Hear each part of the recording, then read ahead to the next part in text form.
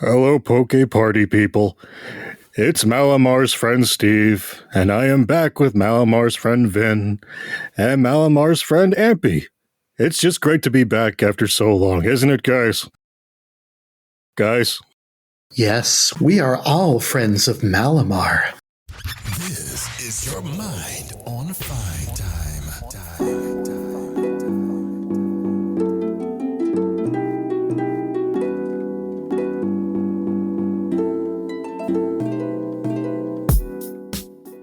In any case, we are going to finally talk about Pokemon Legends ZA today. I kept teasing, and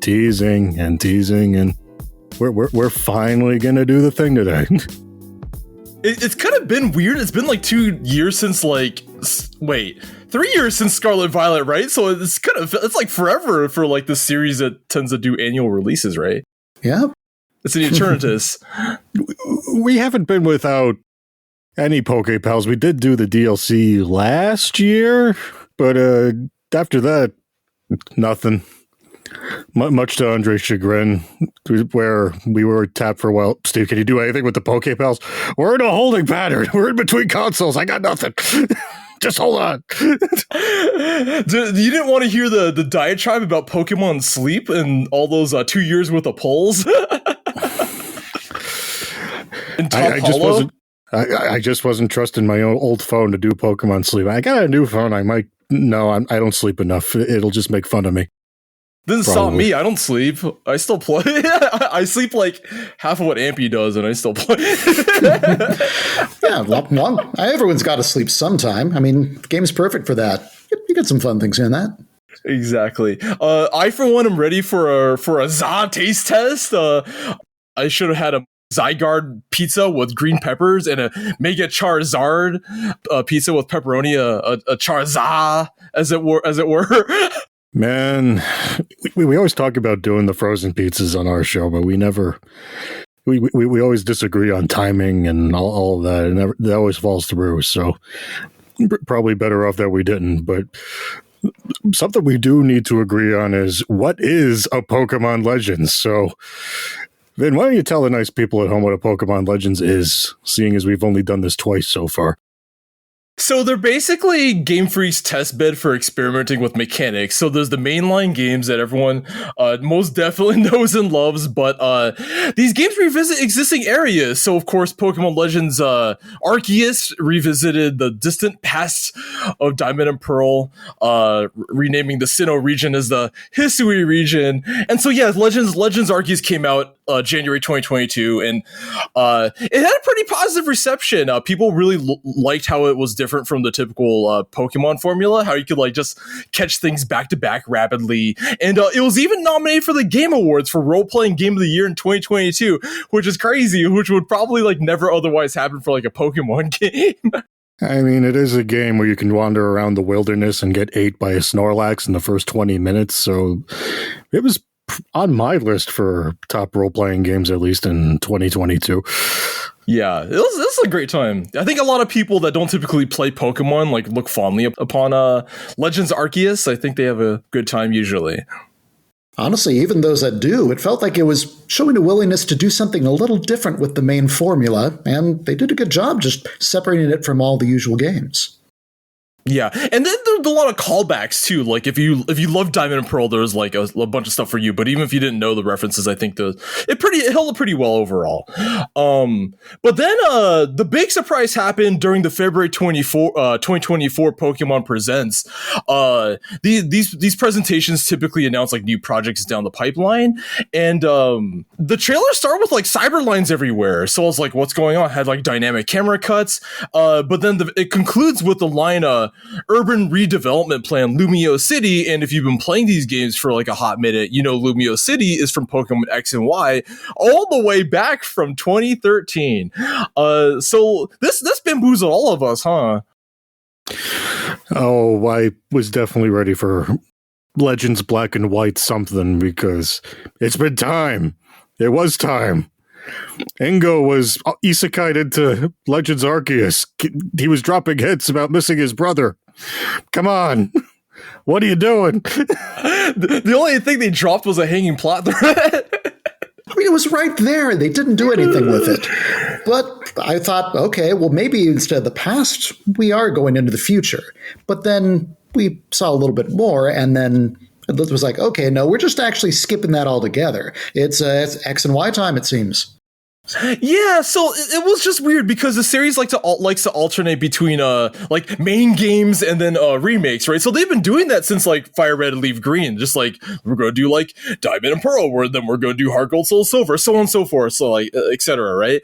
But with this happening, there's no remake following Scarlet and Violet. It's like surprise. It's like we're going to a completely different angle, and then like Black and White is left hanging, for so to speak, right? The Indigo Disc DLC in Scarlet Violet kind of sort of has like Unova hints, but like you kind of have to like know it's like they're kind of like deep cuts. I choose to believe that these are breadcrumbs were being thrown because only the Switch 2 can handle Unova. This is me huffing the copium for the time being because I just have to believe. But that's not what this podcast is.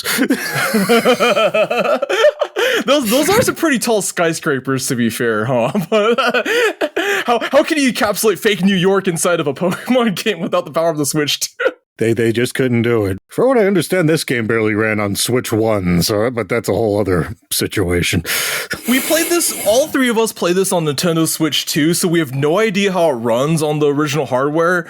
And quite frankly, I don't think we really care, but from my understanding, it does run better than Scarlet Violet, which admittedly is not particularly difficult to do. But yeah, there wasn't really a Pokemon game last year. Sort of my headcanons that they spent time to polish, question mark, but who knows how accurate that is. Well, I mean, we can imagine it. But yeah, this was a very interesting game in terms of timing, right? Because the Switch 2 hadn't been announced early 2024, so we didn't really know how this was going to manifest, right? But like, I think it was April of this year, they're like, oh, by the way, there is a Nintendo Switch 2 edition. Oh, and I was super happy to have it because on our main show, I was sitting there going, they're not going to do this. They always screw this up. They never put out a version of a mainline game right when the system comes out. They always leave it one behind and pretend it's backwards compatible. Black and White 2, just play it on your 3DS, you bums. Well, your favorite reference is like Black and White was like that was back in ye old era that when too. We got it after the fact. We get it a few months after the Japanese release, but it turned out like Black and White came out on top of the 3DS for us, right, or something like that. That's like your favorite joke. 2 weeks after 2 weeks apart, it was ridiculous. But no, we finally got it right. Switch 2 SKU for Pokemon Legends ZA. Yeah. Fucking perfect. Yeah, it really worked out timing-wise, yeah. The big thing. So, this initial reveal is really curious. They show the giant Mega Evolution symbol. Mega Evolution, of course, is the big old mechanic of Pokemon X and Y where you transform and like they drip fed Megas onto us, right? So, Mega Dragonite during the July Pokemon Presents, and then they had like this horror video in August and then it's like, by the way, this giant Mega Victory Bell, definitely not a bong or whatever, right? And of course, there's already what we referenced, the huge camp. Well, it felt huge compared to the others for Mega Malamar.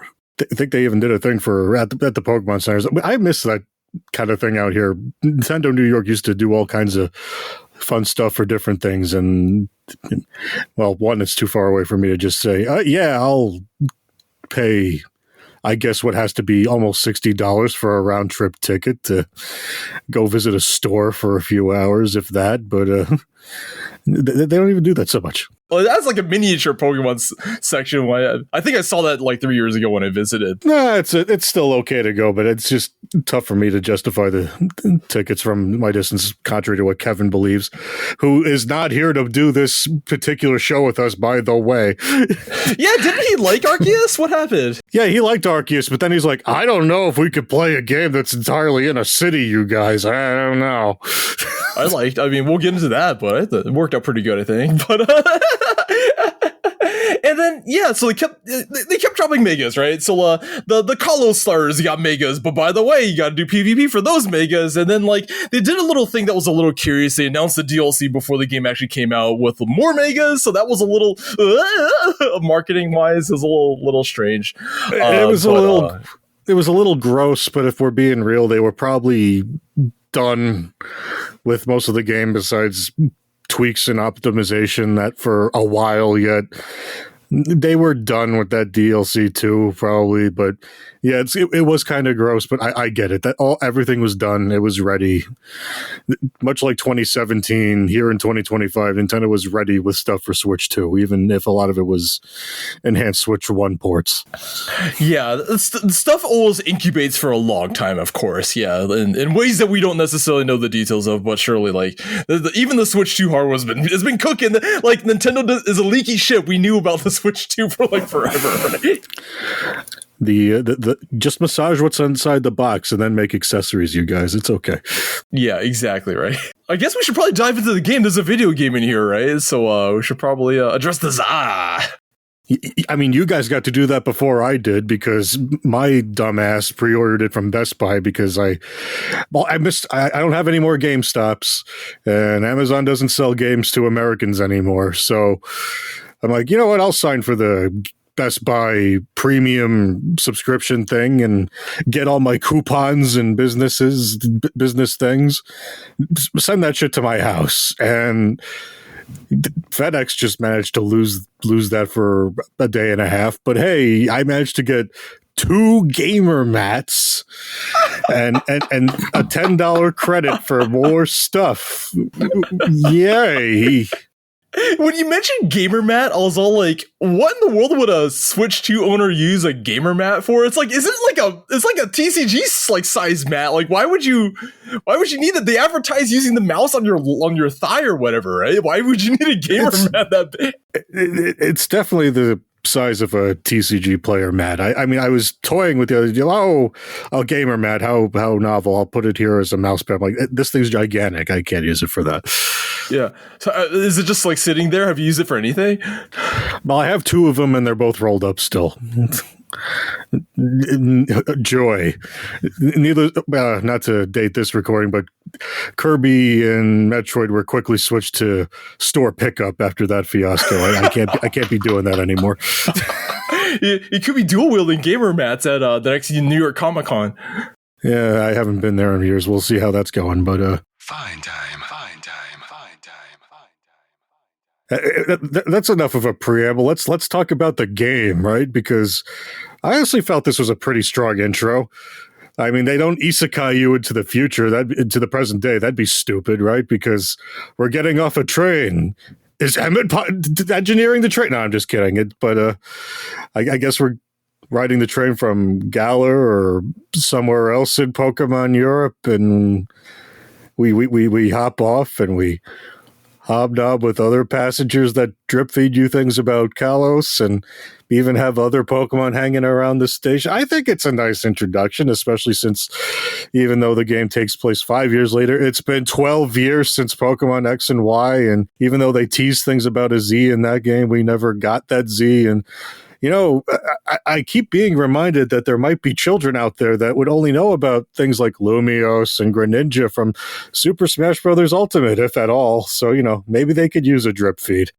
You guys are fully on track with the fact that Pokemon Z existed at some point, right? Oh, yeah. Had to. Yeah, it just kind of got left behind when there was time to move on to the next thing. I guess it just never came to fruition. Yeah, because Zygarde is awkwardly in Sun and Moon, kind of, but not really. It's like really weirdly integrated, right? They probably like repurposed those assets for Sun and Moon, if I had to guess, but what's the deal with that abandoned railway? We got to go to that island now. Go find the Zygarde tadpoles there. That's not a problem. Yeah. The tadpoles, that's right, the tadpoles. Yeah, but it's interesting that this is actually a sequel, right? Because I don't think any sane person would have whipped out the 3DS in the year 2025 to like revisit like X and Y, right? Like I imagine you guys didn't even entertain that, right? My 3DSs are mostly broken, so no. like if I was adventurous and I like, okay, if we put this analog, this circle pad here, and maybe if we stick these X buttons over together, maybe we have parts of a functioning 3DS. But they built those things out of paper mache. Mine do not operate anymore. Yeah, those thumb pads get a little bit, they're pretty flimsy, sadly. But, I mean, if anything, honestly, this is one series I could have used a little bit more because it never got that third game. There was a bit more to explore there, and hey, looks like we're actually going to get a chance to get into that with this. Yeah, 13 years later, right? Yeah, so, or I'm sorry, 12 years, I can count. But the sequel, 12 years in the making, as it were, which is, yeah, it's interesting, right? It's pretty cool. But not so fast, you guys, because bit of a clog in the pipes there, because we establish a friendly rivalry with Tawny. We get our stuff back, as is tradition in these little adventures, and she gives us a Pokemon, not shady at all, and however many story beats later, we're introduced to AZ, you know, the guy from the "It's been 3,000 years" meme. And he figures, yeah, you could join the ZA tournament. Why not? We could use more blood. But hold on, you guys. Tawny needs to show us some things. So many things. So, you know, no time to have fun in the giant sandbox right now. We got to go shopping and get coffee from that very not shady truck over there. And so on. Okay, I guess we could let you play in a wild area or two, but not too much fun now. Yeah, this is no getting around it. It takes a little bit more time to get going compared to what Legends Arceus had going on. I mean, there you could just, like, here's your starter, go out there, don't die. But now it's like, okay, we're going to stop you here. Also, we're not really going to tell you where those boundaries are. You could just be walking down the street and, nope, hey, did you pick up your prize yet? You better go back and get that. Hey, Townie, there's an item literally 5 steps in front of me. Please. Nope, you better get back there right now. So, yeah, they don't let you deviate at all. It's ridiculous. It's like so handholdy for the first few hours. I'm like, what's going on? It's like crazy. To this game's credit, it was me trying to futz around with boundaries and trying to get to the other side of a zone. It was the first one where Pichu was like hiding on the other side of a thing. Mm-hmm. And I just found a Floette like sitting on top of a rooftop. It was wild. There's a guy standing over there. It wasn't his Floette. And I guess that makes it okay to catch. And I did. And then it hit me. Oh shit, we're just going to run into Pokemon anywhere in this city, aren't we? And as someone that generally likes to fill in the decks on these games, even though I have a very overstuffed Pokemon Home app. Oh my god, we all do. Yeah, it just, this particular edition just flipped the switch in my head where like, oh, I am in this thing. This is going to be great once we finally get rid of Tawny. Yeah, it was interesting because I think people weren't necessarily sure if you would be able to just see Pokemon outside of the zones, because the way they phrased it from the preview footage was that like you would encounter Pokemon in the zones, and I don't think people were necessarily sure if you could just catch them anywhere. So this is really refreshing. I think that was interesting. You could still just like catch stuff willy nilly if you wanted to. But, leave that guy's Espeon alone. That's not for you. It definitely took time to get things moving, but how about those boutiques? She definitely stops you off at one of them, and one of the things I'm always bemoaning as a schlubby middle-aged guy is, still playing these in my late 30s, is I can't quite look like myself, especially since bald is still not an acceptable hairstyle, no matter what I do.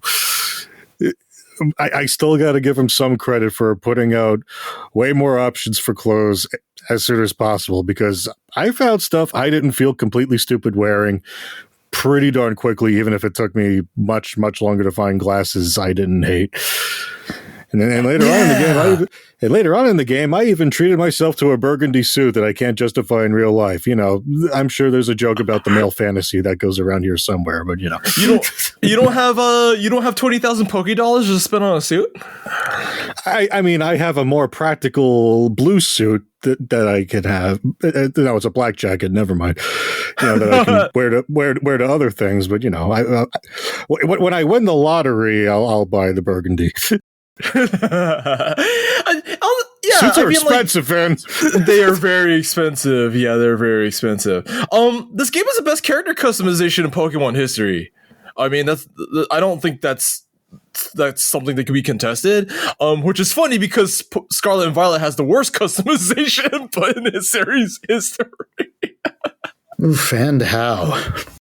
Yeah, you want to buy a school uniform or a different school uniform, or you could just buy the second DLC where everyone looks like C-Lab and then not look back. That's what I did. But yeah, I wore the tracksuit. Like once they give us tracksuits, I'm like, I'm just gonna do that. When you do raids, everyone's wearing the teal mask outfit.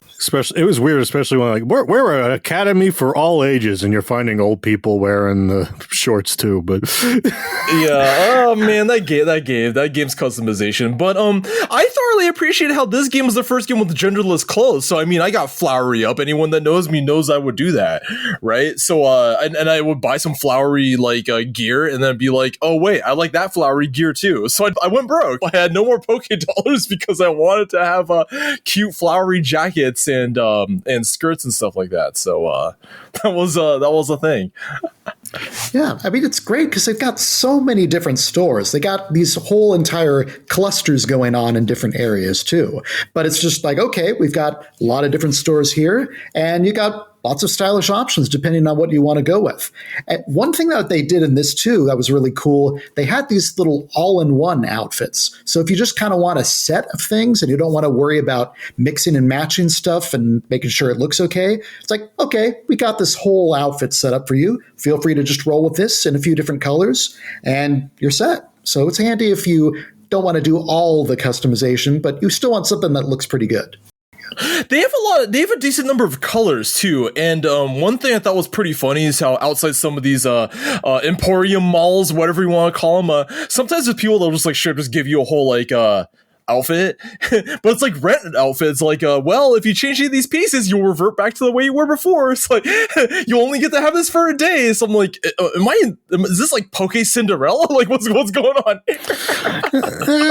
I thought it was an interesting way to make you step out of your comfort zone, to make guys like me like, oh, I would never wear this all the time, but this was an interesting set. Yeah, pretty much, yeah.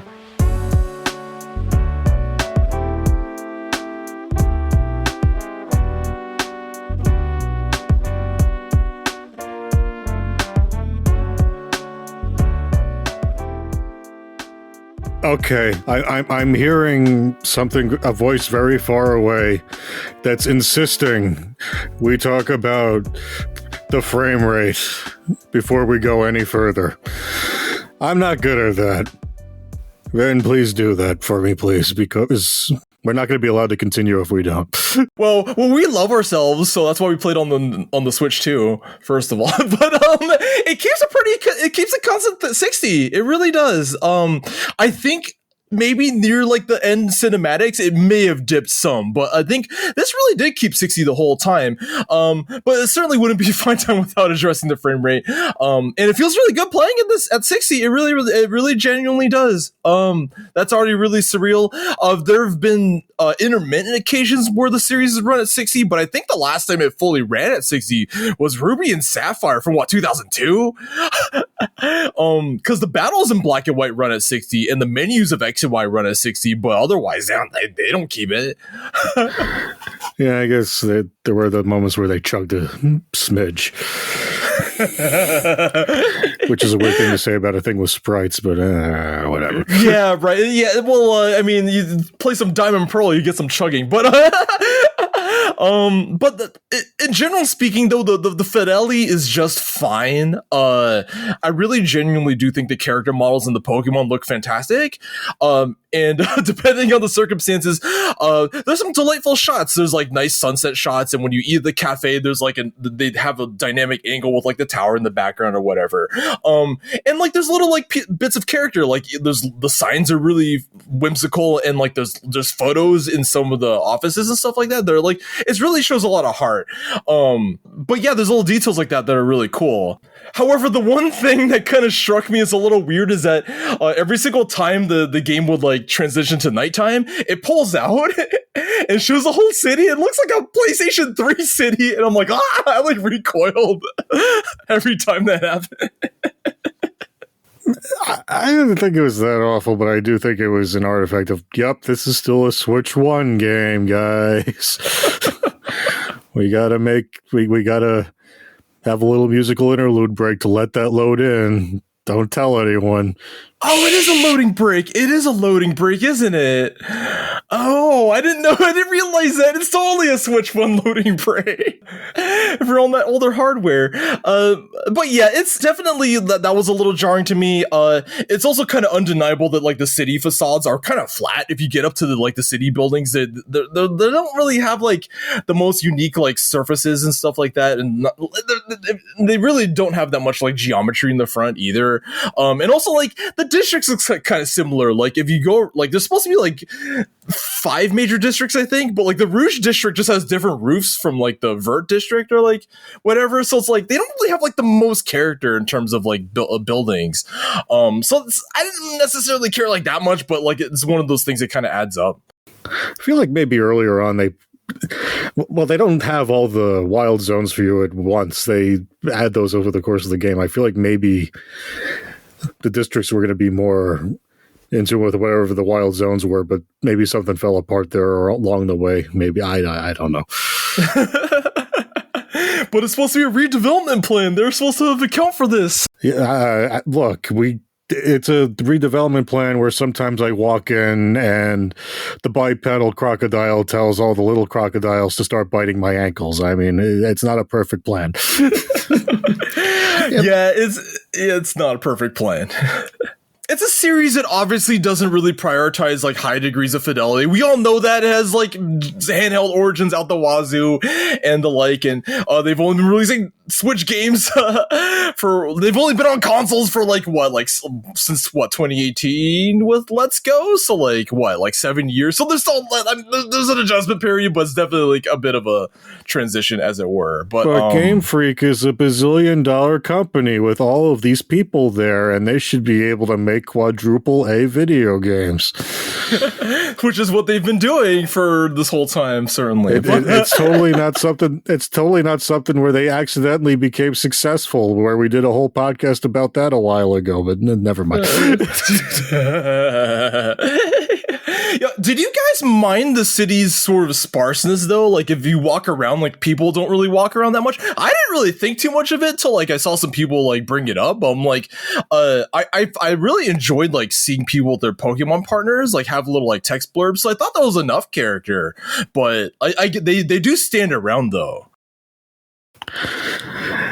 I feel like that was more to be practical than anything else, because if they're all running and getting in your way, then it's kind of there's two things that you do there. They'll either just keep getting in your way, and that's no fun, or you just phase through them, and that's equally not as realistic or immersion breaking as the other complaint from the other thing. So I think just having them huddle around and just sometimes they stand there saying weird things off to the side to themselves is just fine.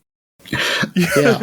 Speaking of that, some of the NPCs get really wild and out there with some of their dialogue, like in a good way. Like it's great to see a little more character in that, but a lot more unusual out there stuff than I've seen in these games for a while. And I actually got a few random chuckles from people getting all super existential or being overly dramatic. It's like, ma'am, I'm just here to buy a sweater. Please, I don't want to hear about death and dying, okay? I'm just here to go shopping. How does one of it go? It goes, what happens to our Pokemon after we die or something? I'm like, I don't know, man. Hopefully someone comes by to take care of them. I don't know, lady. There's one that was just great too. It's like, what if everybody sent out their Pokemon at once? Which is just that big, like, what if everybody on the Earth jumped at the same time kind of energy. Yeah, that's it's definitely wouldn't make a Switch 1 like implode if everyone jumped at the same time. Yeah, that was really, I really like seeing the blurbs though. It was really a lot of fun. But then there was Ghost Girl too. Who cares? Let's let all the Pokemon out at the same time. Come on, it'll be fun. Yeah, well, what's the worst that could happen, right? What's the worst that could happen? One more presentation thing I want to get in really quick. I know it's based on Friends, but these characters are so classy. They're like insanely like well dressed. Like you can't go like a few paces without seeing someone in a suit or like a really dapper looking like server at a truck or like whatever. It's like everyone's like super dressed to the nines. It's like really, I thought that was like crazy. There are a lot of tall people in Lumiose City in comparison to you. Yeah, there are. Yeah, it's a game. Another thing that really jumped was like the audio design. And so, of course, this is based on the world of Pokemon X and Y. So, of course, they have to do some throwbacks, right? So there's ranges of classic songs, and the classic Wild Pokemon Encounter song is like super chill.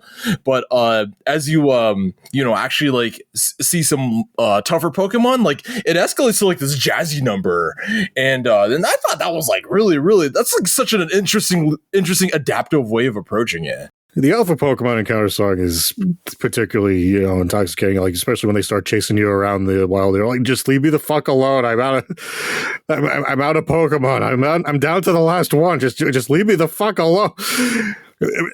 But at the same time, the Lumiose Nights song, for lack of a better term, because heaven forbid we upload the Pokemon ZA special selection on Nintendo Music so I can listen to it on a loop. It's just going to live in my head rent-free for some time in particular. I mean, come on, let's just get a handful of those tracks out there for me, please and thank you. They're so good. I love that, and that has like saxophones out the wazoo, right? I think that's the one. Yeah, that one's saxophone heavy, but there's a few accordions hanging out in other places. We're in France, baby. Yeah, that's right. Yeah, of course. Yeah, they just did such a great job about arranging some of these. You get some great saxophone going, and then it's just like a really nice little background to just peacefully searching for something to find and trying to catch. And suddenly you get everything gets riled up at once, and someone's tearing it up on the piano while you're just trying to fight for your life against a giant snow monster and all of its minions swarming you. And it's a great feeling. I mean, other than getting killed out there, but it's a good feeling with the music. You just sort of faint? Question mark? Oh, you black out. Sorry. I didn't actually get mauled by like a dozen lions in that one zone, okay? So sue me. You do kind of get mauled by a bunch of lions in that one zone. Fine time. But let's talk about that battle system now, because it does bear some similarities with the last Legends game. You can, avoid battles if you're stealthy, or you could get injured by attacks like we keep bringing up, but the actual battles are more action oriented. All the moves have different innate strengths and weaknesses, and that, with that in mind, versus cooldown times and distance versus opponents, in addition to their usual power levels and other effects that we're used to looking at. Protect is suddenly useful in a single-player game. Holy crap, you guys. I think almost all of my Pokemon had Protect or some variant thereof slapped on them, because we need that shit while waiting for more viable moves to power up, because we can't just spam the super effective move again and again.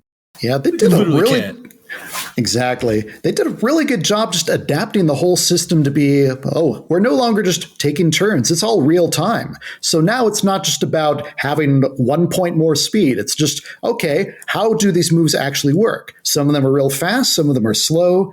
Some of them are just like attacking around you or shooting a projectile that can get blocked by walls. No, I'm not bitter about that one time I got spotted because my Ember just hit a wall and then they saw me immediately.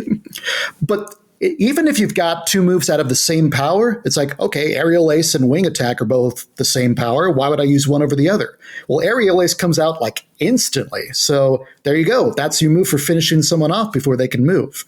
And like Thunderbolt and Ice Beam and Surf, they're not just retyped skins of the same thing. They all work differently, like Distanced Attack or a Giant Wave. It's pretty neat how they changed it around and made them all different. And something that was really interesting to me is also adapting entry hazards like Stealth Rock. It used to be some amorphous thing that would just like do passive damage, but now it's literally flying rocks on the field, that's actually really, really cool. And I think there's like AoE effects on the ground, so you have to like actually like literally dodge them and stuff like that. That's really cool. But just in general, the lack of PP PowerPoints, it's pretty transformative. Just because you do have to take all these factors into consideration, and in some of the mainline games, maybe you'll try to like spec for like type coverage, like try to have as many different types as possible, but like if you use like your one move, like that might be your shot until like it refreshes, so it might be advisable to have like some overlap, right? So like as you say, like maybe you have like two moves of the same type, so like, you know, so you could actually like combo someone or something like that. That's so these things like shake it up. The amount of times I walked into Stealth Rock, I'm not going to get into, but it was more than once. Yeah, me too. that I've just lost Pokemon to just hanging around in Stealth Rock more than they should have. Yeah. Yeah. This, another thing, actually moving around the battlefield, we already seen, you know, they've got areas you can get damaged, you've got actual physical things on the ground that you got to avoid. Sometimes it actually takes into account for certain things later on whether your Pokemon can fly or not. Like, actually, can I reach this thing without a distance move? And it isn't just, oh, this is flying type, it can reach. Like, Heracross can fly. It's not a flying type, but it's got wings. Or sometimes a Pokemon won't be able to fly, but its Mega Evolution can. So then you get a little bit of a different range thing going on, too.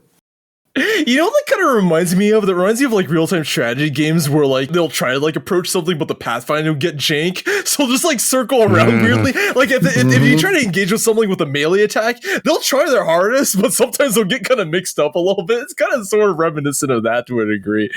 But yeah, that stuff is really cool. Like that they actually like thought about this stuff. It's to the point where sometimes using like a range move is actually advisable. Like that can actually help you interact with some stuff, right? So like again, like it's just interesting having these factors to consider. A factor that was kind of weird to me though was moving your player character around as you're kind of giving your Pokemon orders, because it didn't necessarily seem like it was a benefit at all times. Like in the cities, yeah, sure, you're running away from alpha Pokemon so they don't whoop your ass, right? But and then also like during some of the like the boss encounters, they're known as like rogue mega evolution fights. Like you're dodging those AoEs on the ground. But like if you're just doing a trainer battle, I didn't really feel like the need to necessarily like move. Like yeah, you can escape if you like run away from someone, but like for the most part, like I'm just giving orders, man. Like so that was kind of a little weird. Are you saying you would have preferred it if you could be out for blood while doing trainer battles? Like, okay, this isn't working out. Use Thunderbolt on this guy. This isn't working out. I mean, I'm not sure. I mean, I think the approach is fine. It's just, again, like, it's kind of like how you can rotate the camera during battles in Scarlet Violet. Like, why? Right? It's like, well, do I need to do it? Maybe it's not that egregious. Are you telling me that you really want all the trainer battles to be a life or death situation where you could just get knocked out by trainers battles Pokemon at any time? I mean, I'm not sure I would go that far, but I feel like there's only one fight where I actually reached critical during a trainer battle. I think I just got caught by incidentally some random Charizard blast. I think that's the only thing that actually sent me into the red. I think the whole game, but it was really only like alpha Pokemon that whooped my ass. I don't even think like Rogue Megas really did that. The boss fights, I don't even think those like knocked me out that much, but so maybe a little more equilibrium. That's all I'm saying, but like, I don't know. I just think it would be a different game if we could knock out other trainers. Like, oh no, we're losing. just accidentally just start walking up to other trainers like, use Dazzle Gleam, and for us, yeah, there we go. Razzle dazzle, bitch. Yeah, I guess that would be kind of different. You may have a point. But they're just like, again, like, I mean, like I'm walking around, I can run in circles while I'm fighting somebody, and it just seems to just kind of be a thing that you can do. But I mean, that I guess it works, right? So it's not a big deal. But another thing that does work is the general flow of this game, huh? So once you get through the little tutorial section and Townie actually gets off our case, then you kind of settle into the basic flow, which is, okay, during the day you're going out, you're catching, you're exploring, you're filling out your decks, building up your team. And then once night falls, you're battling in the ZA Royale and get more experience, getting your funds, and importantly, getting your Challengers ticket so you can fight your ranking match and move your way steadily up the ladder all the way starting down at Z.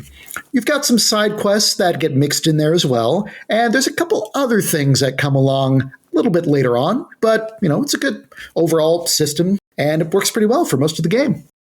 I don't know. I thought you were going to say you'd do the ZA Royale in the PS3 city. I don't know. I thought you were going to say. If this was a big deal, we'd have to call this the PS3 city. That would be the name of this episode. But since it's not, I'm sorry. Anyway, the tournament's presented with the conceit that the Quasar Corp, I guess, that they just showed up in the past 5 years, will grant the wish of whoever reaches rank A. So they even sort of attempt to give personality to other competitors along the way. Like, you got Glass Joe's cousin at the bottom who wants to give everyone taxi rides. But, even other people's concerns at the bottom, like, I want to promote my restaurant, and we really should abolish this Pokemon Human City experiment, you guys. That we just start throwing that shit out real soon for, what's going on the rest of the game. Yeah, they have some weird motivations. Also, isn't the guy at rank Z, is it like the Z Eternal Z, or like... Yes. Le Z Eternel. Eternal, the double Z. Wait, why'd I crack the reference? But it is funny how the game is literally climbed from Z to A. Like, the title is literally what you do in the game, so that's kind of interesting. It doesn't lie, right? But I just love the flow of this game, man. Like, you do quests, it unlocks little what do you want to call them? What do you want to call these? Like, the yellow things that let you climb buildings? It just teleports you. I guess teleporters. I guess, right? I think they literally call them Hollowvators.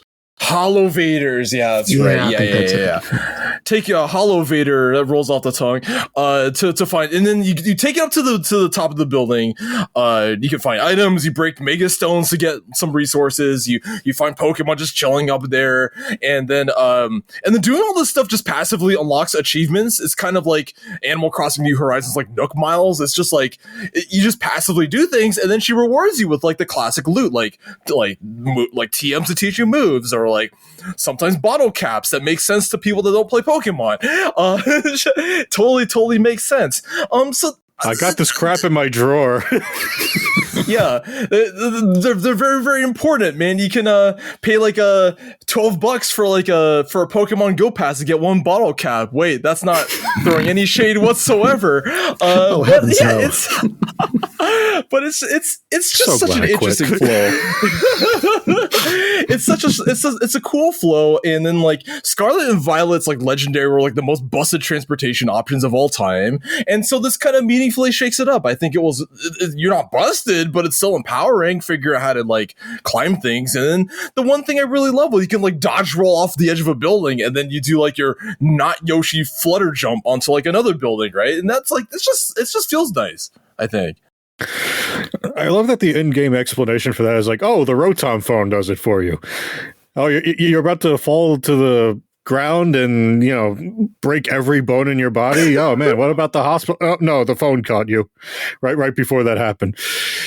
Yeah, you want to do some parkour across the buildings? Yeah, just tap A. Rotom's got your ass. How come the Arc phone couldn't do that? I mean, come on, PokeGod can't give you something to keep me from breaking my entire body? I mean, come on. I totally wiped in Pokemon Legends Arceus by jumping off of a Braviary and forgetting to go back onto the Braviary. Same thing here. I was on Weird Deer and I thought, what happens if I jump off a cliff riding this thing? Turns out it does not save you. No survivors. It's the literal only Pokemon game with fall damage, and I guess maybe the only one for a while, but it's kind of weird. Yeah, but yeah, man, that doesn't make sense, but that's video games, baby. That's just your phone can save you or whatever. It's just man. But Yeah, dude, it feels the game is cool. We're a little nutty, so we can crack this reference. And like as you're going around town and like sort of interacting with some of the obstacles, it's like mini Pokemon Ranger. You're like breaking rocks, like you're burning down vines, and you're interacting with obstacles. So like it kind of sort of feels nice. Still not selling the people on Pokemon Ranger, Vince. It's okay though. Well, it's okay because Nintendo's not selling it either, so we don't have to worry about that part.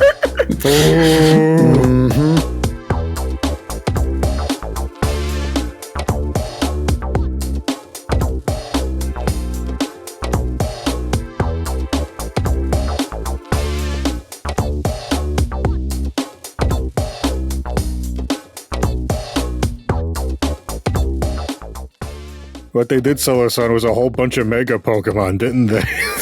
Man, the Megas. So the thing I always go to is that you can always tell when, like, there's an idea when people have conviction. And oh baby, this game is conviction. Like there's Megas everywhere. It leans so hard into the idea of Megas that there isn't even a single regional form. They've been spamming this for like practically a decade, and but no, nothing of that sort. It's oops all Megas. I was really hoping for some Colossian forms. My heart sank when, even though I had an early work day the next morning, I was just a few levels off. I'm like, okay, I really want to see what Colossian Embor looks like. I got my Unova Piggy. I want to see how they're going to French him up. Guys, there's no such thing as Colossian Embor. He's just Embor. Missed opportunity. I mean, it is weird because every one of these games has been doing a regional, even the last Legends game. But to be fair, I didn't think they would introduce this many new Megas because there are a lot. And honestly, it's a trade-off that keeps things thematic. It's so cool because I guess it sort of mirrors how even Pokemon X and Y don't even really introduce that many Dex entries. Like I think it's technically still the least new Pokemon for a new game, but oops, all Megas. It did introduce the concept that had a bunch of those Megas. So yeah, and honestly, like there were many surprises the game throws at you. They revealed some of the preview footage, but it doesn't even scratch the surface of it. Which is to say, like which ones were our favorites? Like there are just so many of them. Which new ones were favorites? I know I'm the Unova head, or at least the loudest Unova head here, but I was all about seeing Excadrill and Electros in particular, to the point where they became frequently rotated in. Oh, you used them? Nice. I'm like, well, I got Ampharos, and I started using, oh my god, the sword Pokemon again, Aegislash. I'm like, even though I used them before, I'm like, yeah, I'm in ZA and Kalos again. Let's use them. And I'm like, okay, we have new Mega Unovan Pokemon. We're using them now. Yeah, those are really cool ones too. They just kept swapping in and out. I also had fun using an Alpha Mega Victory Bell because just the visual was over the top, especially doing the ZA tournament when you're trying to sneak up on people with a giant man-eating plant, like real stealthy. You You're playing Metal Gear with the plant. Yeah, it's definitely it's gonna saunter up to you, right? They sometimes don't catch you, which is the funny part. They'll turn around occasionally, but not always. It's funny. And the funny thing is that Bellsprout is actually my first shiny in this game. I have not evolved them all the way yet, but I guess I'll follow suit soon enough. But yeah, I think for me, it was Drampa. That was such a, oh my god, what the hell is going on moment. Like, we had no inclination it was coming, so it just happens. And it's one of the newer Pokemon, right? So like I was like a Mega hater back in the day because I felt like it was a bit of a goofy marketing vehicle. It's like, oh, have 2 Charizard, oh, have 2 Mewtwo, have all these old like Pokemon Red and Blue guys all over again. So that was just a very ham-fisted marketing vehicle, but they're like, surprise, like, have Drampa. It's like, oh wow, how could we expect that? It was crazy. Yeah, like if you were keeping up with all the trailers, this was the first new Mega you saw. And yeah, we thought it was mostly going to be older versions, but nope, here you go. Great introduction for that. And then a few A few others that I liked, well, I beat the odds and lucked into finding a Hawlucha on one of the rooftops, so I got to using Mega Hawlucha, which is just downright majestic with all the little details and the mask and everything. Also, I'm a big fan of the Fennekin line, so seeing Delphox get a nice stylish upgrade was really just heartwarming. It was pretty much one of my main go-tos throughout most of the game. And then later on, Dragonite really grew on me too. It's just like, oh, he's just a cute little guy. Oh, he's actually destroying everything in sight. Oh boy. Yeah, that design was weird. Like, I thought it was kind of a very strange design when I first saw it. Like, it felt a little Frankenstein to me, but I think, like, it's kind of grown on me a bit over time. But at first, I'm like, oh, what? Wings on your head, sure. I kept delaying getting the Colossi stones, so Mega Greninja, this will be fun. And it's just funny how it just goes around upside down, like sneaking around on the thing the whole time. Like, okay, we fucking get it. Just yes, no, we will forgive you if you walk around normally. Yeah, pretty much. Yeah. Oh man. Other ones that really bamboozled me were Mega Frostlass and Mega Phalanx. I never in 1,000 years would have expected those picks. It's like with Frostlass, you're just like looking up. I'm like, whoa, like you're tall.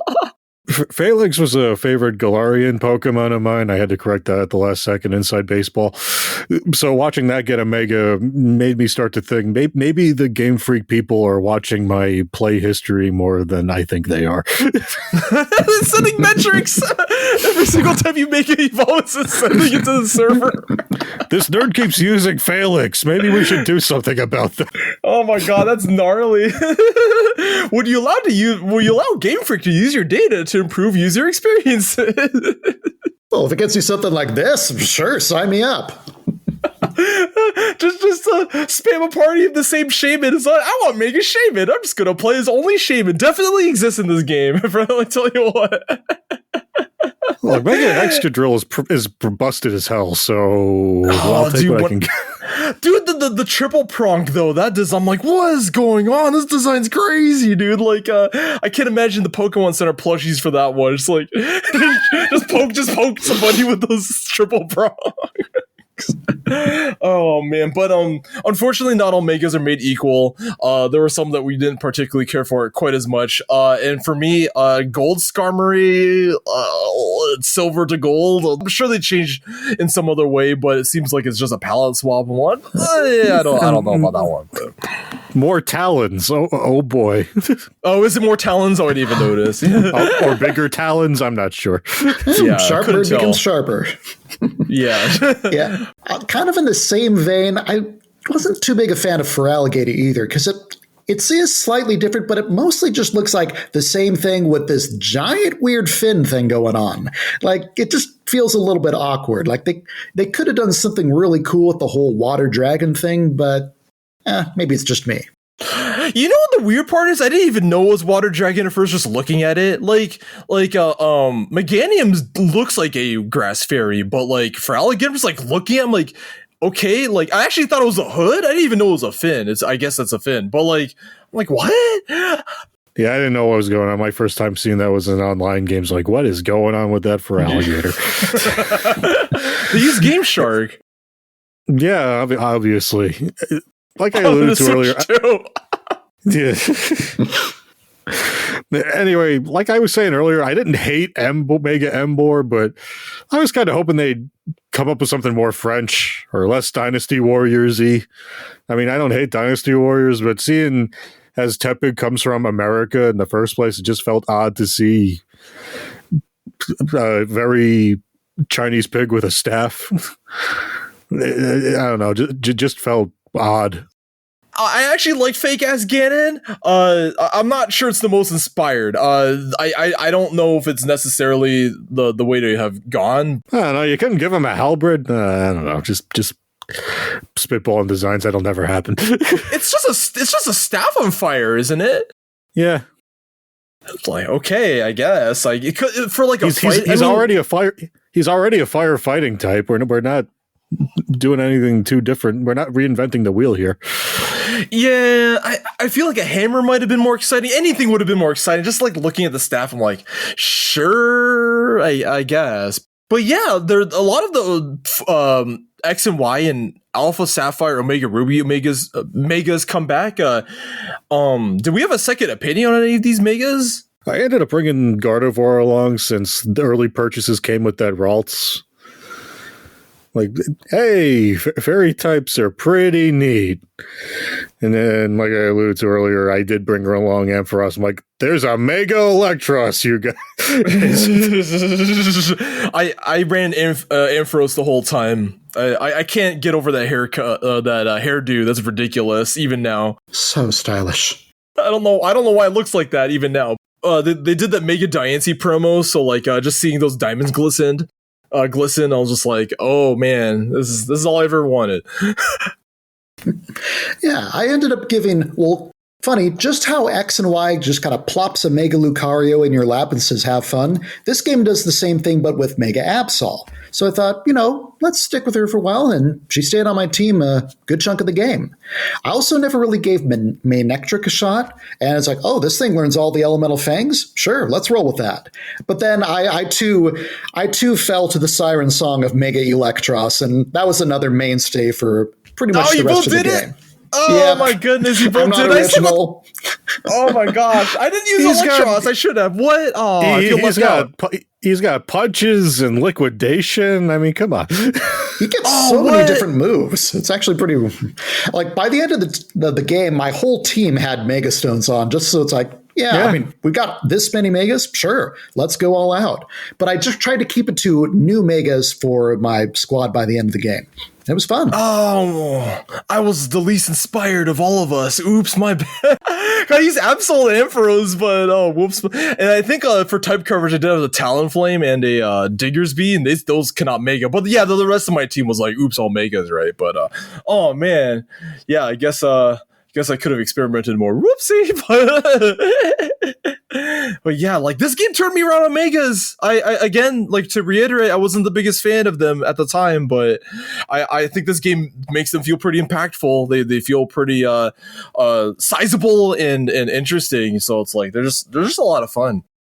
Yeah, I think they just had to really commit to it and make sure there were more options and it wasn't too lopsided one way or another. And they've got a good spread now. It's not just Mega Charizard like sold to us over and over again.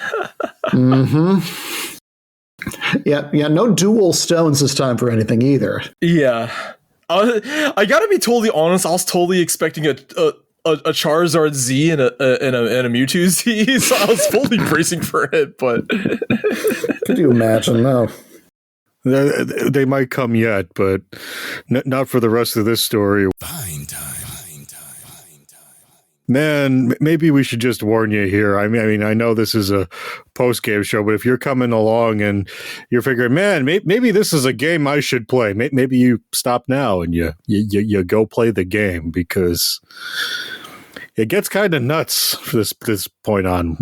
That's your warning, people at home. We're going to dive in some zany plot details, but for most of the game, it's not so zany. There's not a lot of pivotal stuff happening for most of the game. Like they hint at like an impending rogue mega evolution threat, but like you don't really feel it particularly much. Like it doesn't have the most it doesn't feel the most tangible, right? It's not like buildings are like breaking down for like most of the game or like whatever, right? So it's really just like back-to-back sets of like picking between like 3 rogue mega outbreaks, which I affectionately call fake Mega Man because I'm a freaking nerd, but then there's like a sub boss, and then there's like a boss for like the ZA Royale, right? I just think it's funny how they're like, this Pokemon over there is just gonna mega evolve on its own at any time, and it's just fucking standing there. I'm like, are you guys sure about this? Like, no, it's gonna fucking do it, you guys. I swear to God, it's gonna mega evolve any second now and start causing problems. It's impending. Give or take some sub-quests in between. I'm pretty sure this Camerupt is just eating grass. No, it's going to do it. I swear. Maybe we should do something about it. Yeah, as far as plot goes, I mean, early on, you're just kind of working your way through relative unknowns. But once you hit a certain point, then all the battles start becoming these major NPCs and other power players in the plot. And you got a really fun, colorful bunch here this time. Like, Game Freak's kind of been on fire with a lot of their character designs lately, and this game's no exception. They got a lot of really fun ones in the mix this time. I love seeing all the different opponents. I thought those were super cool. There were like soon after the game came, of course, there was those fan art like everywhere of what is it, Laban and we tried to discuss how to pronounce it. Jaquin. I'm not going to do it either. Me and my New York mouth are not going to pronounce their name right. Yeah, we may have biffed that one, but yeah, like they're just so like they're so memorable and like like I always look forward to seeing like the next opponents. And what also was interesting to me is that like some of the characters are like sort of paired and dichotomous in a way. So like sometimes you'd have like the ghost like trainer like paired with like the fighting trainer because they're siblings, and then also like sometimes you'd have like the ground and the electric sort of related. It's just like little details like that were really interesting to me too. But then like Ampy said, you hit rank A and it's like, oh, I guess it's time for the world to end now. But, I guess along the way, that suspicious coffee truck was run by Team Flare all along? Kind of? Oh, my God. Kind of. Kind of, sort of. Got interesting ideas of how to interpret Team Flare, but whatever. Well, it bamboozled me because you don't hear about them for most of the game. Like, you just don't. Like, I think they, like, hint at it. Like, some of the, overworld lines, like, hit at Team Flare. And for context, they were the big villainous guys back in Pokemon X and Y, but they're just not really here until they are.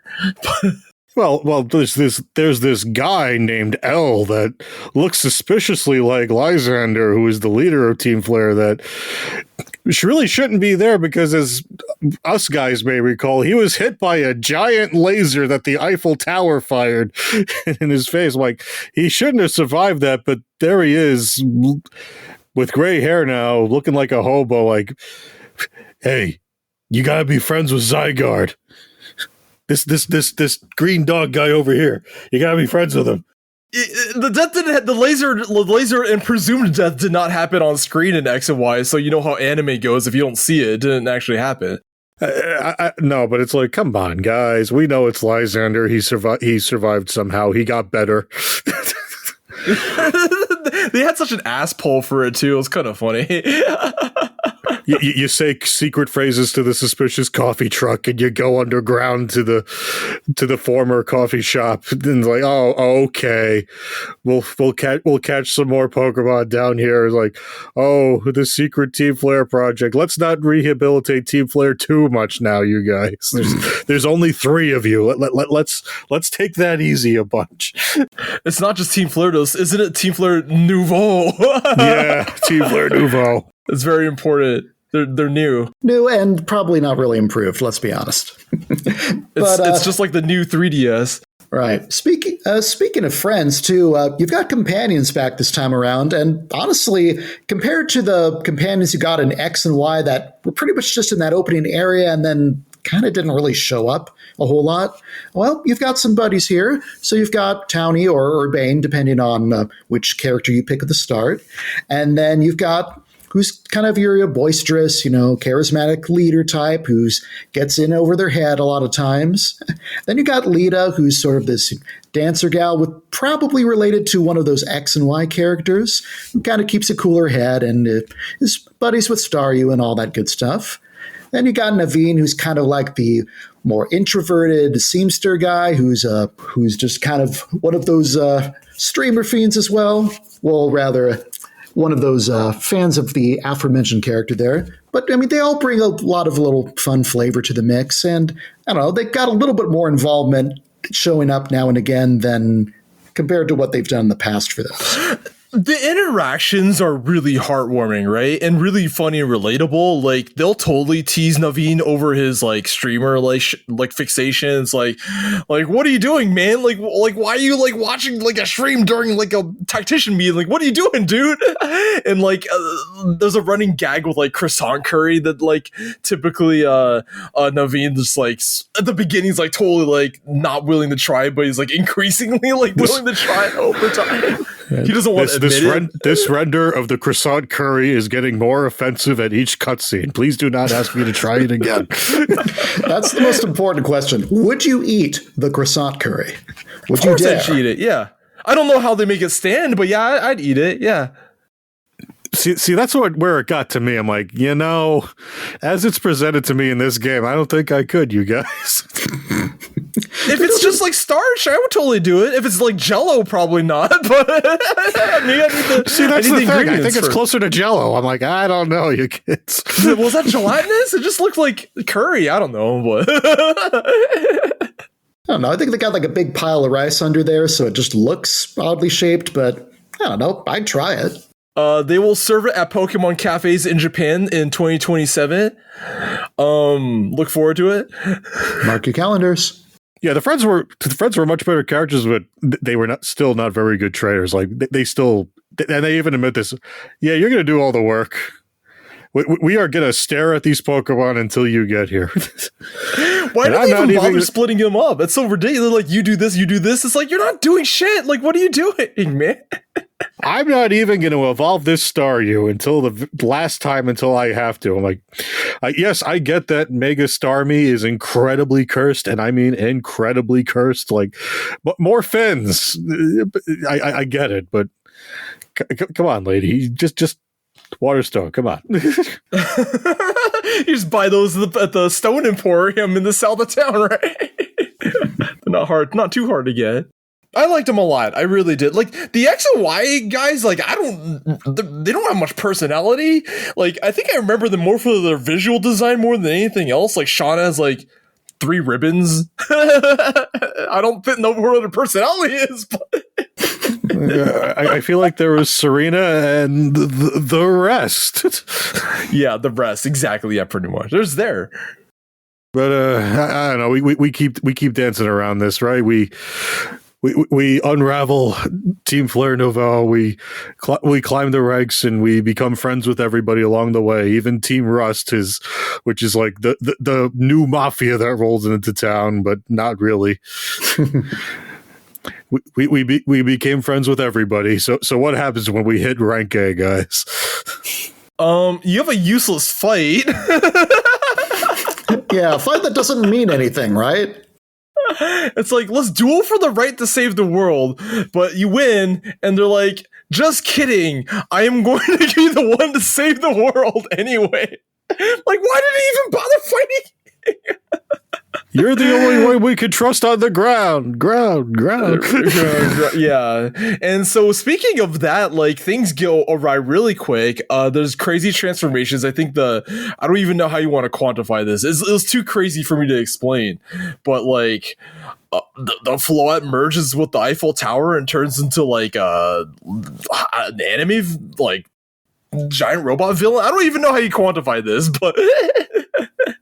Yeah, I guess that's what's happening. Weird anime bullshit, Vin. That's what we call it.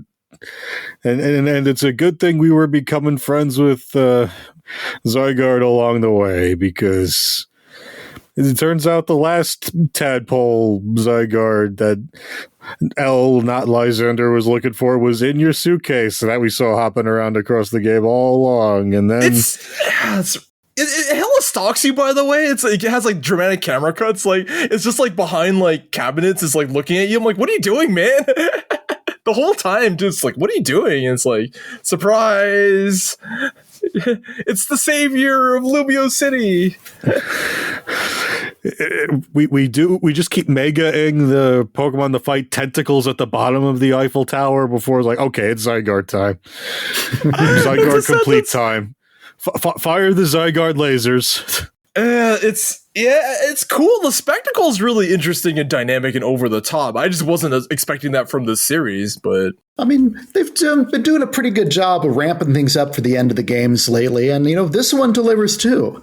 It's also fun because, like, while you're going through the whole game, you got all these people who are like, "Here's what I want to do with my wish. Here's what we should do. This is how we should run the city." You got all these different factions, and it's like, okay, well, we all put aside our differences because we love our city. So when everything's on the line, we're going to join forces, and it's a good feel, good times, even when you've got apocalypse looming right in front of you. yeah.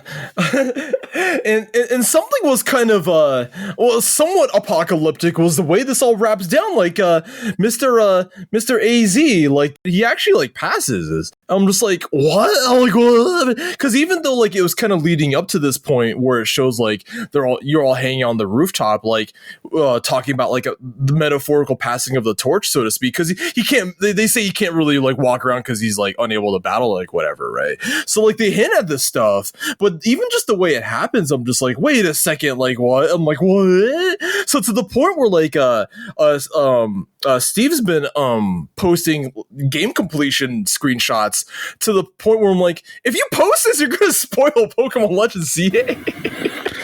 Hey! I make sure I post the vaguest things possible. I didn't even post a game completion screen for this one yet. You did as not, of recording. Yeah. This will. For Super Inside Baseball, this will be game 51 on the thread there, okay? As far as the thread is concerned, I did not beat this game yet. Wink. Oh, what's the completion point? Like full decks? Well, no, I did beat it, but I did not. It's not on the thread yet. Oh, okay. You just got it. Yeah. The thread does not know I beat the game yet. I mean, the Super Pod. The Super Pod people unofficially know I beat the game. I did bring it up on the air that I finished the game, but I did not spoil anything for anyone on Blue Sky.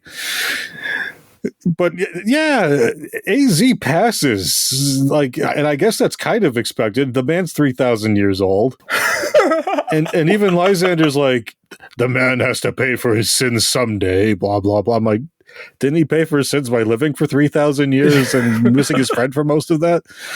Don't pay attention to things like that. You're too old for this game if you're paying attention to that. Seems pretty living hell-tastic to me, but what do I know? I've been living for 3,000 years. It was not a fun time for him, most of that 3,000. But I mean, I didn't think they'd actually follow through with that. Like, usually it's just in the games, someone just disappears or never seen again, or just whereabouts unknown. But no, we've got a whole cutscene and a grave and everything going on.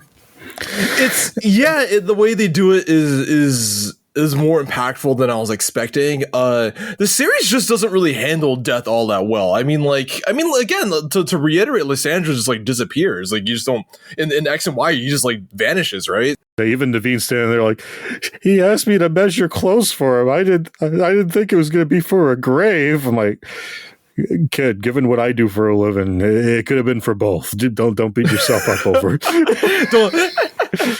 No presumptions. Yeah, man, Jude. Yes. I was also going to say, speaking of not dealing with death well, also after dealing with the professors are robots plot from Scarlet and Violet, I was more than ready for Kanari to be her grandpa coping with, her loss from an accident, maybe even being collateral damage from when Lysander fired the laser in X and Y. Like, yep, I just wanted everyone to know how great my granddaughter was, so I made a VTuber of her, and she totes the dorbs. I'm like, okay, great. We didn't do that absolutely ghoulish thing. Good. We just did this other thing instead. We did the weird thing. Yeah, it was fun. I'm just like, what? Like, what's going on, man? I guess like look, VTubers are everywhere nowadays, right? But at the same time, I'm just like, wait a second. but yes, they did not do the ghoulish thing. It is true.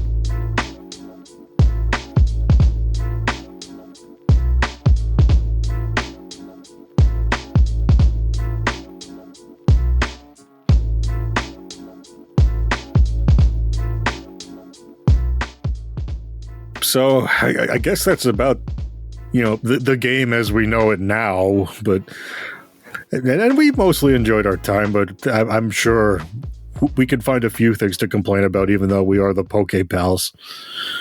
You mean we Friends don't totally love? But Friends of Malamar aren't heads over heels for every single game that we play? No. At least not all the way through. I mean, I'm sure we can find a few things to pick apart. I'm just gonna say that the day to night transition kind of sucks. It shouldn't have been done like this at all.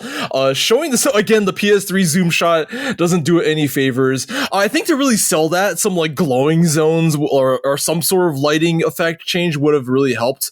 But I guess that would have blown up a Switch one. I guess it would have vaporized it. But again, like there's various things that could have been done differently. Like the Pokemon that you are trying to catch, they actually despawn, so that like it doesn't keep whatever position they're in. So that's really weird. It just shows text messages when the time of day is going to change. Like even like Legend of Zelda Majora's Mask has like a clock on the screen. It has like an hour like designation on screen, right? But like they should have had something like that. But this game is just like, oh, it's going to become dawn. Oh, it's going to become night. It's like that's. I don't like it. Maybe they'll have a little update with a little HUD on the bottom. And before people actually I have been informed that actually the game will remember the location of up to 10 shinies at a time. So if you do happen to run into one and it changes the time of day, that shiny should still be there. If you happen to be there at that same time. Oh, really? Oh. I mean, that is nice, but I mean, it still would be nice to at least have some kind of a vague clock, even if they don't have hours, just some way to know that it'll say like, oh, the sun is getting low, but it still doesn't tell you like how many minutes do I have exactly, because this thing is going to disappear if I am trying to take too long for it. Especially at night, it's kind of harder to see when dawn is coming. At least you see it like it's starting to get a little bit orange in the sky before you get the message, but other way around, like how much time do I have if I want to scramble and get my ticket now and not, have to wait or sit on a bench for it to be night again? Yeah, can't tell. It's just like real life. You're out there all night, and then all of a sudden you start seeing the orange poke up around the horizon. Like, well, it's almost dawn, and I have no way to look at my phone or watch, so I have no idea what time it is. Yeah, Rotom phone. Who knows what time it is? The phone should just tell you, why isn't that like a HUD element? Also, like these guys just like staying up all night battling. What's wrong with them? They're not getting any sleep. About it. It's all the coffee and curry we keep ingesting. Like we're so full of shit. All we can do is battle. That checks out. I mean, that's like me on a regular basis. So who am I to say? But where are the new Pokeballs, man? Like, where are the new designs? Like, Legends Arceus gave us a gazillion new designs. There's old Pokeballs, and they even had like a special one for like the climactic like event or like whatever at the end of the game. But all they could do this time is give us the same existing ones as they've always existed before. Shouldn't they have like future fancy Lumiose technology to make like a cyber Pokeball? Like, even if you transfer Pokemon from previous games to this one, like you can't send them backwards anyway. So what's the difference? Right? So it's not like you're sending a ball that doesn't exist in the past. So what does it matter at that point? There was a whole plot line in X and Y where you went to the Pokeball factory because Flair was doing some shit there. And I figured, okay, they're going to give us at least one new Pokeball. They did not give us one new Pokeball. They didn't give a shit, man. Give me the goddamn balls, man. It's like messed up. There's even like a museum section. The museum shows all these balls, but they're all the same ones. It's messed up. It's like, come on, that's seriously like a seriously missed opportunity. I'd like, come on, man. I don't know. It's not exciting. The other thing that wasn't quite as exciting was the throwing controls. Because I feel like you hold ZL and then to ready up and then to lock onto something, and then you hit ZR to like throw the ball, but then like you're supposed to actually like use left and right on the D-pad to change your Pokeball. But more often than not, I would like not use the ball that I intended to, or I would just accidentally like throw one when I don't mean to. Because like in Scarlet Violet, you throw a Pokeball to start a fight, right? But you don't necessarily do that here, so it's kind of like it bends my brain a little backwards to a degree. But the funny thing is, they have a hot guy that retrieves their PokePals near every Pokemon Center. So I guess that felt like a concession, I guess. But like, I don't know how he's doing this. But yeah, there's like a guy scooping up your balls. I mean, that is a pretty nice little quality of life thing. Any balls that don't hit anything or get missed, he'll find your balls, he'll bring them back, and give them right back to you. And that's good, because I definitely threw a few balls without meaning to, and I don't want that happening with one of my extra special things, like if I got a fastball or something. No, I do not want to lose that thing forever just because I tapped the ZR at the wrong time. But hey, they thought of that, and thankfully they've got a means of helping us make up for our mistakes. I just think it's funny that he's always standing out there like, yeah, do you want them now? I'm like, why wouldn't I want them now? Give me the balls. And then he hands it to you. He's like, you receive, if it's all the same ball, it'll be, you received number of this exact ball back. But if there's even one divergence, is like, you received various Pokeballs back. You got assorted Pokeballs instead of you got 2 great balls. This game. One other thing that came up, it wasn't really an issue in the long run, but it's kind of weird that you can't turn off autosave after that's kind of become a standard thing. So it doesn't save after every single thing you do, though. So it's like, oh no, I didn't catch the shiny, or I knocked out something I didn't want to and I failed. You can probably reload your save if it was recent, and it's going to be before you did that. It was just kind of odd, though, but ultimately it doesn't make as big a difference as I worried at the beginning. We're kind of old hat, though, because I manually saved anyway, just to be totally sure. But I guess, like, if people really want to reset for something, or if they biff a shiny, sure, I guess I see the use cases for not having autosave on. But, I mean, I personally, like, thought it was fine. Though I guess, like, games are kind of trending towards that. Like, every game is autosave anyway, but maybe, like, Pokemon for some people is like a little different. I don't know. I feel like it doesn't really matter, but that's just me. I've been accused of being a chronic oversaver. I understand your concern. Also, during some of the later ranks, a couple of the story refights can get a little bit long in the tooth. Like, they definitely wanted to add a little bit more to some segments, and sometimes you're refighting a few characters and it's kind of like their teams haven't really changed. It'd be one thing if they swapped in a few new folks or had like a new ace or something, but a lot of times it'll just be like, I kind of already did this one, right? I mean, it's not too big of an issue. It's just you notice it for a couple of the later sections. I think Kanari, yeah, that was a little weird too. Like, I feel like they didn't really space those fights out too much, so that was a little weird. Well, you know why they did that? They needed to emphasize, yes, she's alive, but she's just introverted. Please don't go online and tell everyone she's dead. Oh, alive and introverted? Okay. I think that's all of us, right? Calling us out. Yeah. Steve, don't go online and do a podcast where you tell everyone that Kanari was dead the whole time. That would be very rude. Yeah, that would be slightly awkward. Yeah. One thing that was a little awkward to me was the quest design. Like, I feel like oftentimes you're just like someone's errand person. I mean, and a lot of times you're just like beating someone up. I don't know why Kalos became about like fisticuffs all of a sudden, but yeah, like some of those quests did have some heart. Like, or I should say, like a few of them had some heart. Like, you escort a bunch of Trubbish, and like everyone's like remarking on how like you look like a phalanx. They have all this like these wisecracks at you as you're escorting them. I'm just trying to escort them, man, but they like say all these things at you, and yeah, I don't know, but a lot of the quests is just like a little too gimmicky for me, I think. Oh man, I don't know. Maybe you guys feel differently, but I like the quests where you needed to find a Pokemon for somebody. Like, oh man, I really need this friend to do a thing, and then you just hand them like your 20th Pikachu, and you give it to them like, oh great, thanks, and then they give you a thing. I like those. And then, you know me, I like a good ghost story or three. Like, No, guys, really, only one of those ghost stories ends about the way you think it does. They were fun. They had a lot of ghosts. Yeah, they had a few ghost stories. One of them really messed me up, involving a Litwick. Okay, the Litwick one. That was the best one, yeah.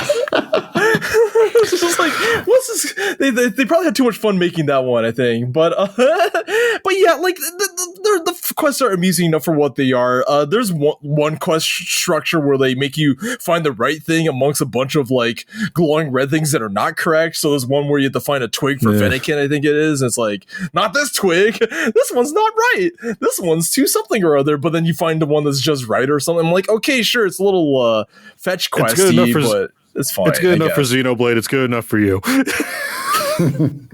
Yeah, that checks out.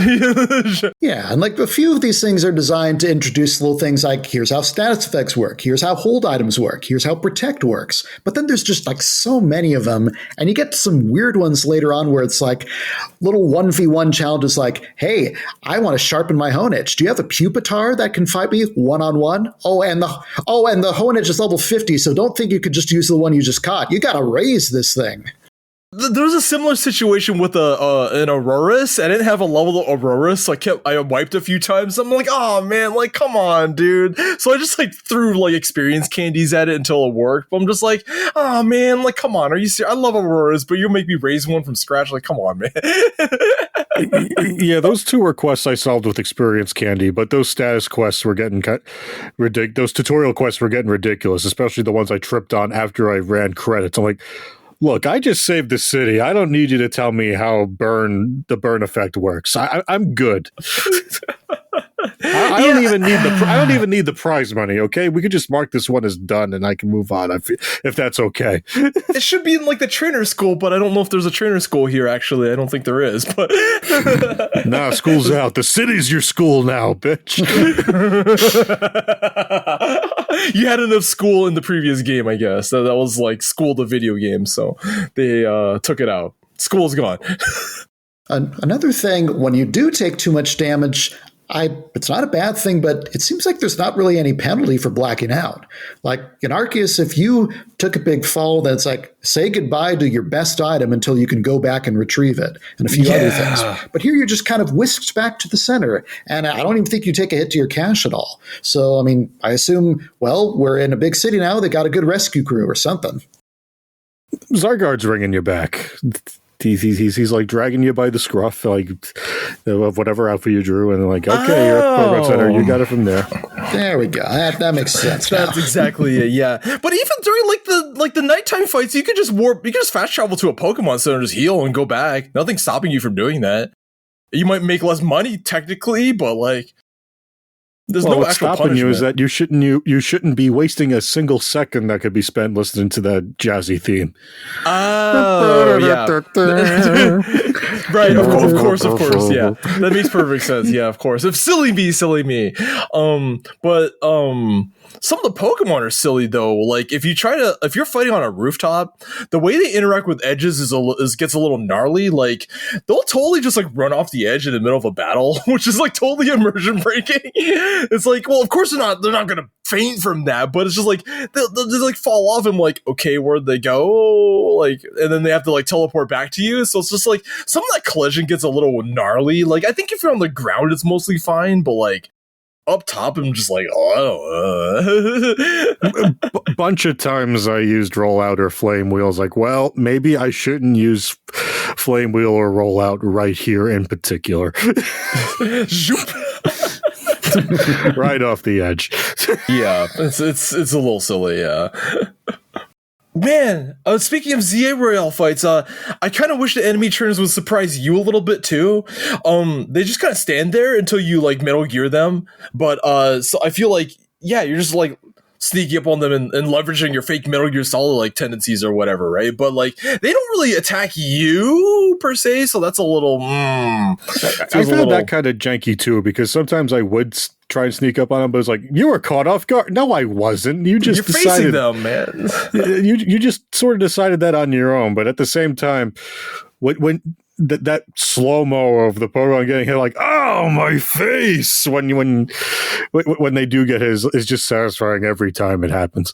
It's a good feeling. There was one time, though, I was just talking to someone afterwards, getting my little extra bonus, and while I was just stuck on a text window, someone was like, hey, what's going on over here? And just started advancing towards me until they were about 6 inches away from me, and yeah, there's no escaping that. So sometimes they kind of do, but it's more by happenstance than anything. I already mentioned this at the top, but I thought it was weird that there were no new Pokedex entries at all besides the Megas. No new evolution, even though they retconned them to be from Kalos. I mean, we didn't even get new haircuts for Furfrou. You're telling me these hoity-toity groomers came up with nothing during the 5-year time skip? There was the Furfrou League quest, but come on. That does genuinely suck. I mean, come on, man. I feel like they're just like scared of forms for some reason, except like oops all megas. Like something was up. I feel like that kind of sucks.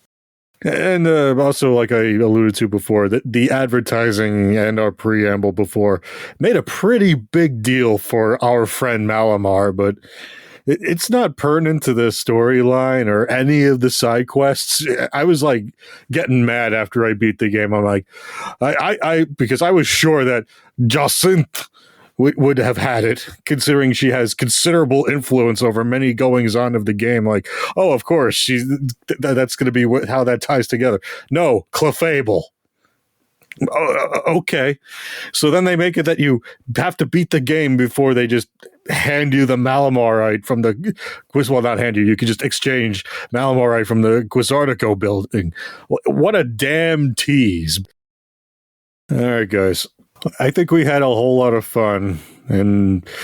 But before we go, I think we need to tease the people a little bit about the future of PokéPals, because unlike when we did DLC for Scarlet Violet, we got a future coming here. We got stuff to do. We got Mega Dimension releasing on the 10th-ish of December. That's so soon. How is it so soon? That's ridiculous. It's coming right up. We'll obviously hop on that and get that information, well, our opinions for that as soon as possible. Pokopia is coming out in March.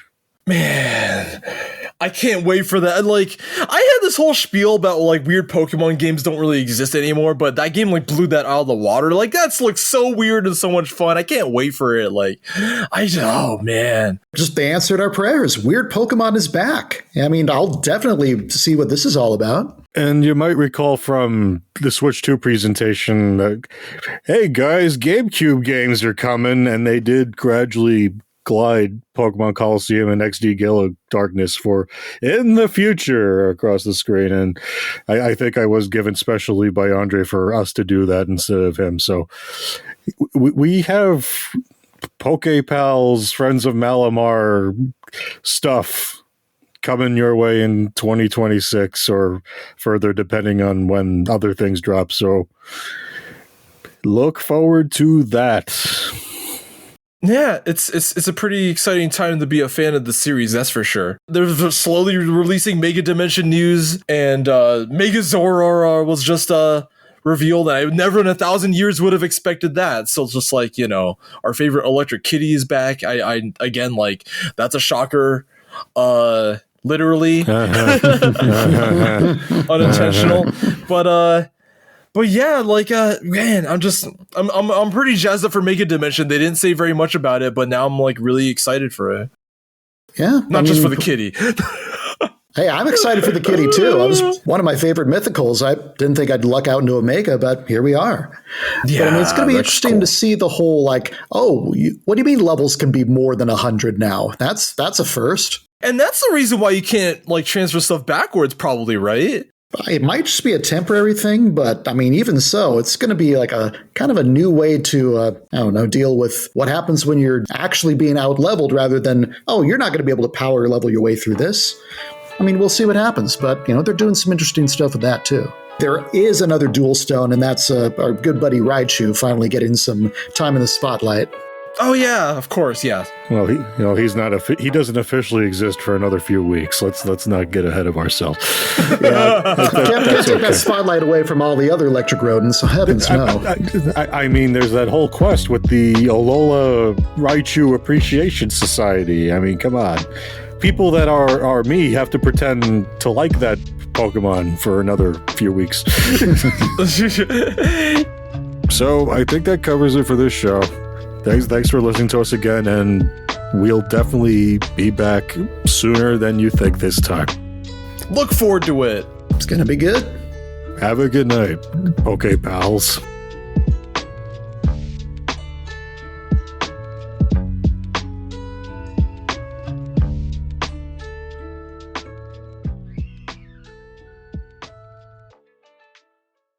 I'm gonna have a slice of some za. Don't stack it too high.